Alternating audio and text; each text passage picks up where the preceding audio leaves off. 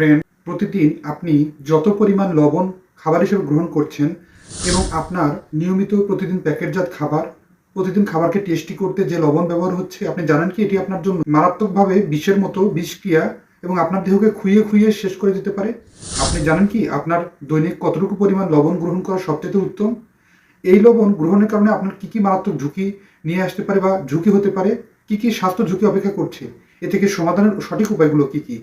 আজকের গুরুত্বপূর্ণ আলোচনাটা বুঝতেই পারছেন কতটা জরুরি, তাই না কেটে আজকের আলোচনাটা সম্পূর্ণরূপে দেখবেন। যারা সময় স্বাস্থ্য কথা চ্যানেলটি এখনো সাবস্ক্রাইব করেননি তারা অবশ্যই চ্যানেলটি সাবস্ক্রাইব করে পাশে থাকা বেল আইকনে ক্লিক করে নিয়মিত আপডেট নেবেন। চলুন গুরুত্বপূর্ণ আলোচনাতে চলে যাওয়া যাক। লবণ।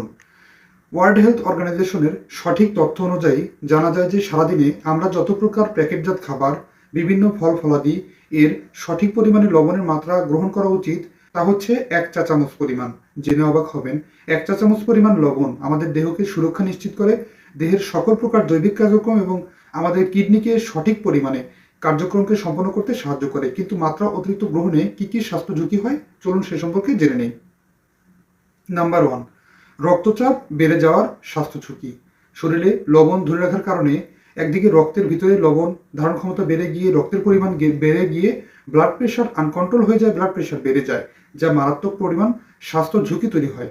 তাই এক্ষেত্রে অনেক বেশি পরিমাণ সতর্কতা এবং জেনে রাখা জরুরি। দ্বিতীয় নম্বরটি হচ্ছে হার্টের ঝুঁকি। দীর্ঘদিন ধরে লবণ গ্রহণের কারণে হার্টের উপরে ব্যাপক পরিমাণ প্রভাব বিস্তার করে। এতে হার্ট বড় হয়ে যাওয়া, বুকে ধরপড়ানি আর অস্বস্তি উৎকণ্ঠার সমস্যা তৈরি হতে পারে। তৃতীয় নম্বরটি হচ্ছে কিডনির স্বাস্থ্য অনেক বেশি পরিমাণ ঝুঁকিপূর্ণ করা বা কিডনির ক্ষতি করা। জেনে অবাক হবেন, প্রতিদিন 1 চামচ এর পরিমাণের অধিকতর মাত্রায় আপনি যখন প্যাকেটজাত খাবার, দৈনন্দিন জীবনে বিভিন্ন প্রকার খাবারকে সুস্বাদু করার জন্য লবণ ব্যবহার করেন, অথবা আপনি আপনার ফল ফলাদি সব কিছু আপনার খাবারের সঠিক পরিমাণ গ্রহণের সময় যে মোট পরিমাণ লবণ, এই সমস্ত ভয়ানক সব খাবারগুলো যেগুলো প্রসেসিং ফুড, প্রসেসিং মিট সব মিলে আপনি যদি 1 চা চামচ পরিমাণের বেশি হয় তাহলে আপনার কিন্তু কিডনির উপর ব্যাপক পরিমাণ প্রভাব বিস্তার করে। একদিকে কিডনি স্টোন প্রবলেম বা রিনাল ফেইলার প্রবলেম বা কিডনি ফেল করার মতো স্বাস্থ্য ঝুঁকি তৈরি হতে পারে। চতুর্থ নাম্বারটি হচ্ছে শরীর ফুলে যাওয়া। শরীর ফুলে যাওয়ার মতো স্বাস্থ্য ঝুঁকি তৈরি হতে পারে। সাধারণত মুখে অনেক বেশি পরিমাণ ফুলে ওঠা, হাত পা ফুলে ওঠা, পানি লাগা মতো সমস্যা তৈরি হতে পারে এই লবণ অতিরিক্ত গ্রহণ করার কারণে, কেননা লবণ পানি শোষণ করে শরীরের ভিতরে সাধারণত জমা হতে পারে। পঞ্চম নাম্বারটি হচ্ছে হাড় দুর্বল হওয়া। এর প্রধান কারণ হচ্ছে দেহ থেকে ক্যালসিয়াম বের করে দেয়। অতিরিক্ত লবণ গ্রহণ আমাদের দেহ থেকে ক্যালসিয়াম বাইরে বের করে দেয়, এতে করে স্বাস্থ্য ঝুঁকি তৈরি হয়। আমাদের হাড় পাতলা হয়ে যাওয়া, ভঙ্গুর হওয়া, হাড় অল্পতেই আঘাতেই ভেঙে যাওয়ার মতো স্বাস্থ্য ঝুঁকিও তৈরি হতে পারে অতিরিক্ত লবণ গ্রহণের কারণে। সমাধানটি কি, চলুন সে সম্পর্কে জেনে নিই। প্রতিদিন রান্নায় আপনি যে লবণটি গ্রহণ করছেন অথবা রান্নার সময় যে খাবারটি লবণ দিচ্ছেন সেই লবণেই আপনার জন্য যথেষ্ট বলে মনে করুন এবং সেটুকু পরিমাণ লবণই গ্রহণ করুন, অতিরিক্ত মাত্রায় না গ্রহণ করে। দ্বিতীয় নম্বরটি হচ্ছে আলাদা আলাদা লবণ গ্রহণ বা পাতে লবণ গ্রহণ করা থেকে বিরত থাকুন, যেটি মারাত্মক ঝুঁকিপূর্ণ।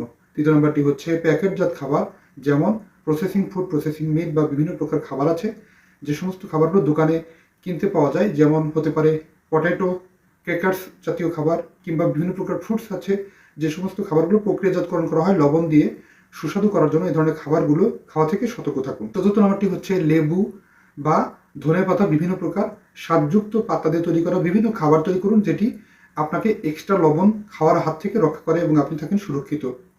পঞ্চম নাম্বারটি হচ্ছে খাবারের গায়ে লাগানো লেবেলে সোডিয়াম কতটুকু পরিমাণ সেটি দেখে নিন, যেটি আপনাকে সুরক্ষা নিশ্চিত করতে বা কিডনি হেলথ বা আপনার হার্ট অ্যাটাকের ঝুঁকি কমানো বা রক্তপাতজনিত সমস্যা বা রক্ত চাপজনিত সমস্যা, এগুলো ঝুঁকিপূর্ণ বিষয়গুলো থেকে আপনাকে সুস্থ থাকতে সাহায্য করে।